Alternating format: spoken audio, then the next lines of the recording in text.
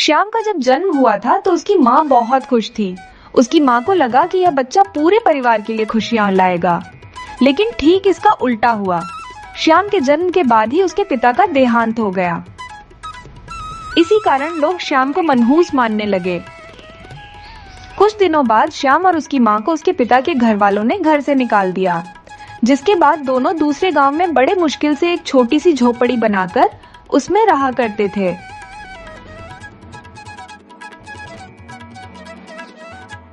माँ, मुझे तुम्हारा ऐसे दूसरे के घरों में बर्तन धोना अच्छा नहीं लगता। क्या मैं तुम्हारे साथ चलकर तुम्हारी मदद नहीं कर सकता? बेटा, मैं दूसरे के घरों में जाकर बर्तन धोने का काम करती हूँ। वहाँ जाकर तू क्या करेगा भला? और वैसे भी तेरी तकदीर में बड़ा आदमी बनकर राज करना लिखा है, न कि दूसरे लोगों के घर जाकर बर्तन धोना। क्या माँ, फिर से वही बात? मेरे जैसा मनहूस भला राज कैसे कर सकता है? बेटा, माँ का दिल कभी गलत नहीं बोलता। तू देखना, एक दिन तू बहुत बड़ा आदमी बनेगा। इतना कहकर श्याम की माँ काम पर चली जाती है। ऐसे ही 10 साल बीत गए और श्याम अब 20 साल का हो चुका था। एक दिन श्याम की माँ की तबीयत बहुत ज्यादा खराब हो जाती है। माँ, ये तुम्हें क्या हो गया? तुम ना कुछ खाती हो और नहीं तुम्हारा बुखार उतरता है। पिताजी की तरह तुम भी तो मुझे छोड़कर नहीं चली जाओगी ना? श्याम की माँ कुछ नहीं बोलती और कुछ दिनों बाद श्याम की माँ की भी मृत्यु हो जाती है। अब श्याम बिल्कुल अकेला हो चुका था। अपनी माँ को खोने के बाद श्याम जैसे तैसे अपना गुजारा कर रहा था। एक दिन श्याम को उसकी माँ का एक खत मिला, जिसमें उसकी माँ ने लिखा था, श्याम, लगता है मेरे पास ज्यादा समय नहीं है, इसीलिए मैं तुम्हें ये बात बताना चाहती हूँ कि तुम्हारा विवाह बचपन में ही हो चुका था, जब तू सिर्फ 5 साल का था। इतना पढ़कर श्याम सोच में पड़ जाता है। आखिर मेरी शादी कब हुई और मेरी पत्नी कौन है? माँ ने अभी तक मुझे उसके बारे में क्यों नहीं बताया था? बेटा, तेरा विवाह मेरी सहेली की बेटी के साथ हुआ था। वो सुंदर नगर राज्य में रहती है। उसका नाम माया है। जब तुझे ये खत मिलेगा तब तक मैं जा चुकी होंगी, इसीलिए तू अपनी पत्नी को अपने घर ले आना। लेकिन बेटा, अपनी यात्रा में मेरी एक बात याद रखना। रास्ते में रहते चलते जहां भी रात हो जाए वहीं पर रुक जाना और फिर अगली सुबह वहां से आगे बढ़ना। मेरा आशीर्वाद हमेशा तेरे साथ रहेगा। अपने विवाह की बात सुनकर श्याम खुश हो जाता है। मैं आज ही अपनी पत्नी को लेने सुंदर नगर राज्य जाऊंगा। श्याम एक पोटली में खाना बांध लेता है और सुंदर नगर राज्य के लिए निकल पड़ता है।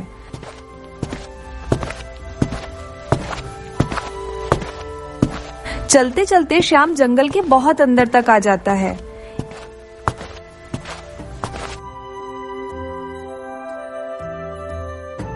अरे वाह, कितनी सुंदर बकरी है, लेकिन इसका मालिक कहाँ है? अगर इसका मालिक कोई नहीं है तो मैं ही इसका मालिक बन जाऊंगा। अपने ससुराल से लौटते समय मैं तुझे अपने साथ ले चलूंगा।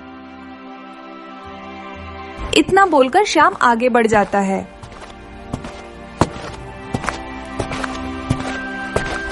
ओहो, इतनी देर से चलते चलते मैं बहुत थक गया हूं और मुझे बहुत जोरों की भूख भी लगी है।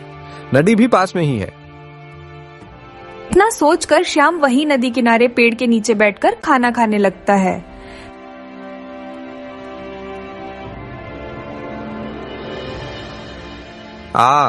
खाना खाकर पेट तो भर गया, अब थोड़ा पानी भी पी लेता हूँ। फिर श्याम नदी के पास जाता है और पानी पीता है। इस नदी का पानी तो बहुत मीठा है, पीकर आनंद ही आ गया। चलो अब मैं आगे चलता हूँ।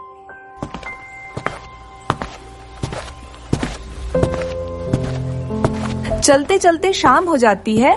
आज श्याम सुंदर नगर राज्य में पहुंच जाता है।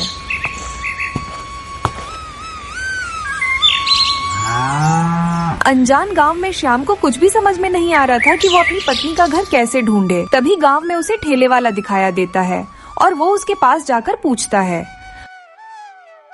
अरे भाई, क्या आप बता सकते हैं कि यह कौन सा गांव है? अरे भाई, ये सुंदर नगर राज्य है। अरे हाँ, माँ ने तो खत में इसी गांव का जिक्र किया था। मतलब यही मेरा ससुराल है।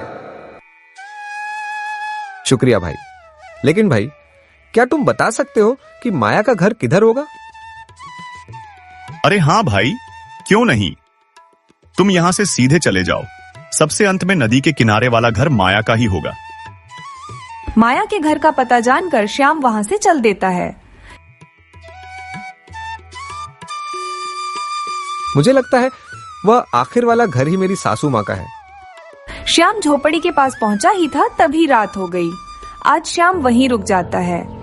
माँ ने खत में लिखा था कि जहां पर रात हो जाए वहीं पर रुक जाना। मैं तो घर के अंदर भी नहीं जा पाया और रात हो गई। एक काम करता हूँ, मैं रात यहीं घर के बाहर ही रुककर गुजार लेता हूँ। सुबह होते ही घर के अंदर चला जाऊंगा। इतना सोचकर श्याम वहीं घर के बाहर बैठ जाता है। तभी घर के अंदर से आवाज आती है, अरे माँ, मेरी सब्जी तो जल गई। अरे ये क्या, लगता है मेरी पत्नी द्वारा बनाई गई सब्जी जल गई।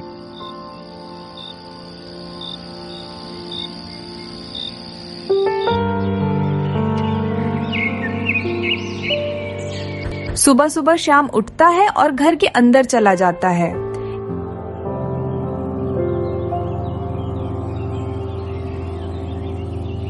अरे बेटा, तुम कौन हो और ऐसे कैसे मेरे घर में घुस आए? अरे माँ जी, मैं आपका दामाद हूँ। अच्छा, क्या तुम सुजाता के बेटे हो? हाँ माँ जी, मैं उन्हीं का बेटा हूँ। अरे बेटा, तुम इतनी जल्दी इतना लंबा सफर तय करके यहाँ कैसे आ गए? अरे माँ जी, मैं तो यहाँ तभी पहुँच गया था जब आपकी बेटी की सब्जी जल गई थी। अरे बाप रे, मेरे दामाद जी तो बहुत होशियार हैं। आखिर इन्हें कैसे पता चला कि मेरी बेटी की बनी हुई सब्जी जल गई थी? इसका मतलब मेरे दामाद जी कोई साधारण इंसान नहीं है, ये तो बहुत ज्ञानी है।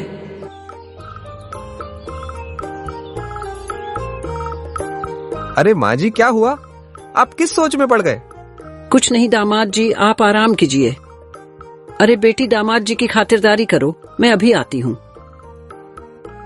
इतना बोलकर वो बूढ़ी औरत गांव की ओर निकल जाती है।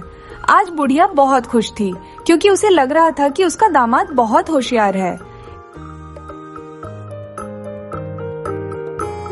क्या बात है सुखिया, आज तेरा मुंह इतना उतरा उतरा क्यों है? अरे माँ जी, मैं आपको क्या बताऊं, मेरी बकरी कुछ दिनों से मिल नहीं रही है। मेरी पत्नी ने बोल बोल कर मेरा तो दिमाग ही खराब कर दिया है। अभी तक मेरी बकरी का कोई पता नहीं चल पाया है। पता नहीं वो कहाँ पर होगी।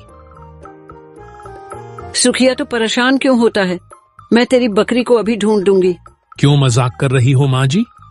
मैं पहले ही बहुत परेशान हूँ। अरे सुखिया, मेरे दामाद जी बहुत बड़े ज्ञानी हैं, वो सब कुछ जानते हैं।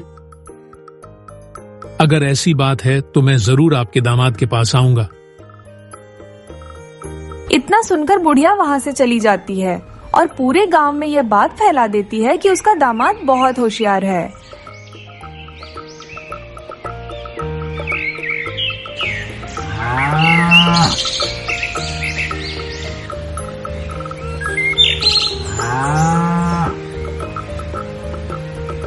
दामाद जी, मैंने सुना है कि आप बहुत ज्ञानी पुरुष हैं।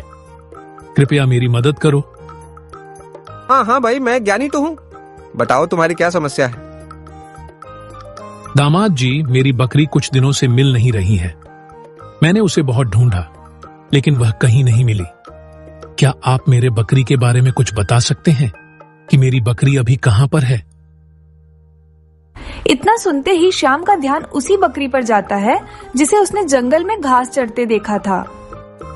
श्याम तुरंत समझ जाता है कि वो बकरी सुखिया की बकरी थी। अरे दामाद जी, कहाँ खो गए आप? अरे कहीं नहीं भाई, मैं तो तुम्हारी बकरी का ही ध्यान लगा रहा था।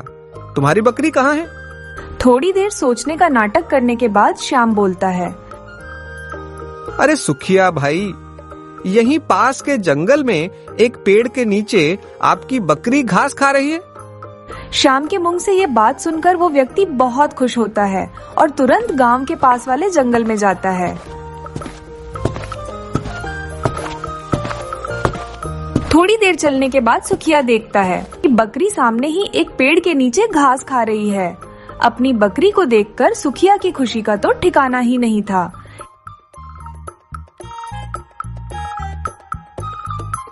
दामाद जी, आपकी जय हो। मैं बहुत दिनों से परेशान था। आपने मेरी बकरी ढूंढ दी। आप तो सच में ज्ञानी हो। ये बात पूरे गांव में फैल जाती है कि सरस्वती का दामाद सच में बहुत ज्ञानी है और वो सब कुछ जानता है।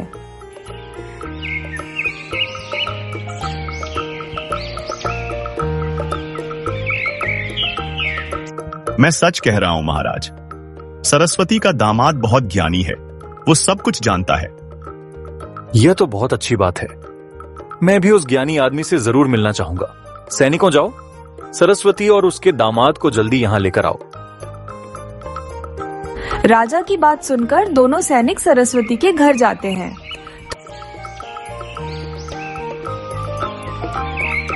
अरे ओ अम्मा, तुम लोग मेरे साथ राजमहल चलो। महाराज ने आपको और आपके दामाद को राजमहल में बुलाया है। अरे सैनिकों, महाराज हमें क्यों बुला रहे हैं? क्या हमसे कोई गलती हुई है? पता नहीं अम्मा, हम ये सब नहीं जानते। आप लोगों को हमारे साथ राजमहल चलना होगा। हे भगवान, ज्ञानी बनने के चक्कर में मैं कुछ गलत तो नहीं कर बैठा? आखिर राजा हमें क्यों बुला रहे हैं? थोड़ी देर बाद सरस्वती अपने दामाद और सैनिकों के साथ राजा के महल में चली जाती है। क्या हुआ महाराज? आपने हम गरीब को याद किया। हमसे कोई भूल हो गई है क्या? सरस्वती नहीं, तुमसे कोई गलती नहीं हुई है और ना ही कोई भूल। हम तो बस इतना जानना चाहते हैं कि क्या तुम्हारा दामाद सच में भूत और भविष्य जानता है? जी हाँ महाराज, इसमें कोई शक नहीं है। मेरे दामाद जी बहुत ज्ञानी हैं।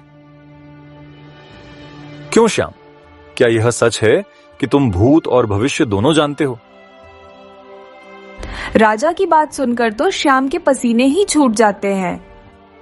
हे भगवान, क्या बुढ़िया ने मुझे कहां फंसा दिया? अगर ना बोला तो राजा मुझे अभी मारवा देगा। अगर हाँ बोलो तो हो सकता है कि अपने आप को बचाने का कोई मौका मिल जाए। क्या हुआ श्याम, तुम किस सोच में डूब गए? कहीं नहीं महाराज, आपने मेरे बारे में जो भी सुना है सब सच है। तो फिर ठीक है, तुम मुझे रानी के खोए हुए हार के बारे में बताओ कि वह कहां है। अगर तुमने सच बताया तो मैं तुम्हें मुंह मांगा इनाम दूंगा, और अगर तुम नहीं बता पाओगे तो मैं तुम्हारा सर काटवा दूंगा। राजा की बात सुनकर श्याम बहुत ज्यादा डर जाता है और खुद को बचाने का उपाय सोचने लगता है। क्या हुआ श्याम, तुम किस सोच में डूब गए? माफ कीजिएगा महाराज, लेकिन हार का पता लगाने के लिए आपको मुझे एक दिन का समय देना ही होगा। ठीक है, मैं तुम्हें कल तक का समय देता हूं।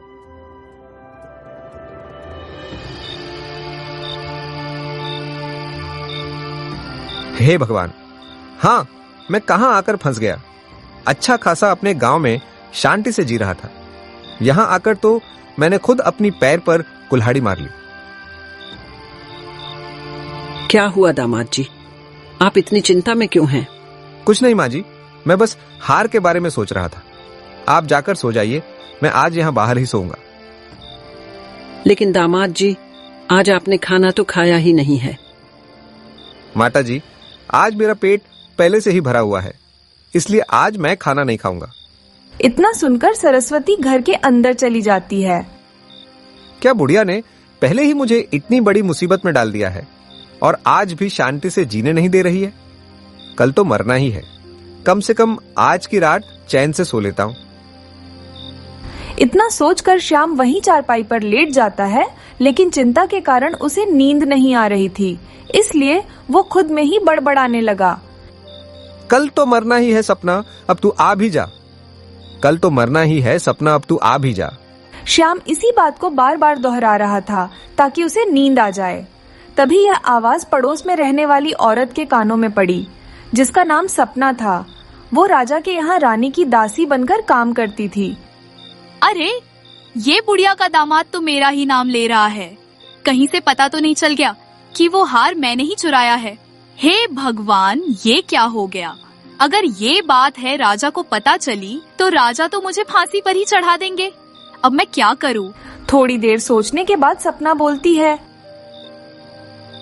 मैं एक काम करती हूँ, दामाद जी को सारी बात बता देती हूँ। हो सकता है दामाद जी मुझे बचा ले। ये सोचकर सपना तुरंत ही श्याम के पास पहुँच जाती है। दामाद जी, मुझे माफ कर दीजिए। आप राजा साहब को मत बताना रानी का हर मैं नहीं चुराया है, नहीं तो महाराज मुझे फांसी पर लटका देंगे। सपना की बात सुनकर श्याम सब कुछ समझ गया और वो मन ही मन बहुत खुश हुआ। अरे सपना जी, आप चिंता मत कीजिए, लेकिन मैं आपको एक ही शर्त पर बचा सकता हूँ। अगर आप वो हार मुझे लौटा देंगे तो मैं आपका नाम राजमहल में नहीं लूंगा। लेकिन दामाद जी, मैं तो वो हार अपने साथ लाई ही नहीं हूँ। वो तो अभी भी राजा के महल में ही है। लेकिन वो हार तुमने कहाँ रखा है? दामाद जी, वो हार राजा के बगीचे में एक बड़े से पत्थर के नीचे है। ठीक है सपना, अब तुम चिंता मत करो। तुम निश्चिंत होकर जाओ, मैं तुम्हें कुछ नहीं होने दूंगा। लेकिन कसम खाओ कि आज के बाद चोरी नहीं करोगी, मेहनत करके पैसे कमाओगी। हाँ दामाद जी, मैं कसम खाती हूँ, आज के बाद मैं कोई चोरी नहीं करूंगी।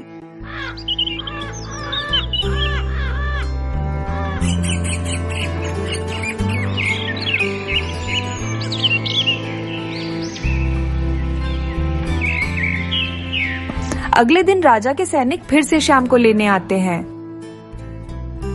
चलो श्याम, राजा ने तुम्हें बुलाया है। हाँ, चलो सैनिकों, मैं आपके साथ चलने को तैयार हूं।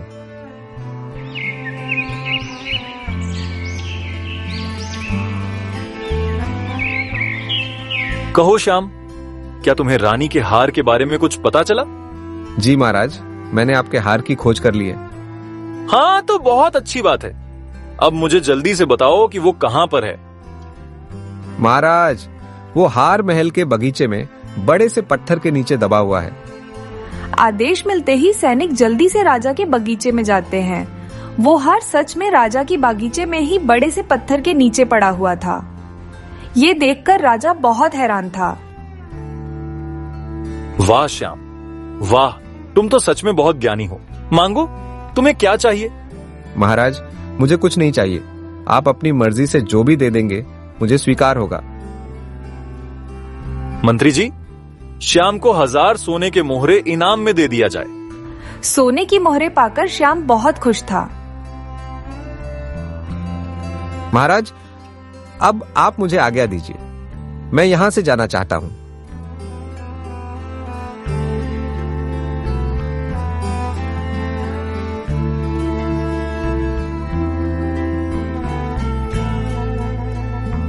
हे भगवान, आज तो बचा लिया आपने।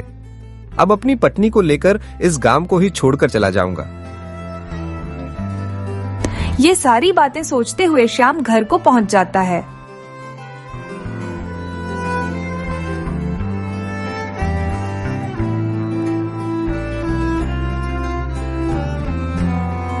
माता जी, आप मेरी पत्नी को आज ही विदा कर दीजिए। मैं आज ही अपने घर लौटना चाहता हूँ, क्योंकि आज का दिन ही विदाई के लिए सबसे ज्यादा शुभ है। अगर ऐसी बात है दामाद जी, तो आप आज ही चले जाओ। और फिर श्याम अपनी पत्नी को लेकर अपने गांव लौट जाता है और खुशी खुशी अपना जीवन व्यतीत करता है।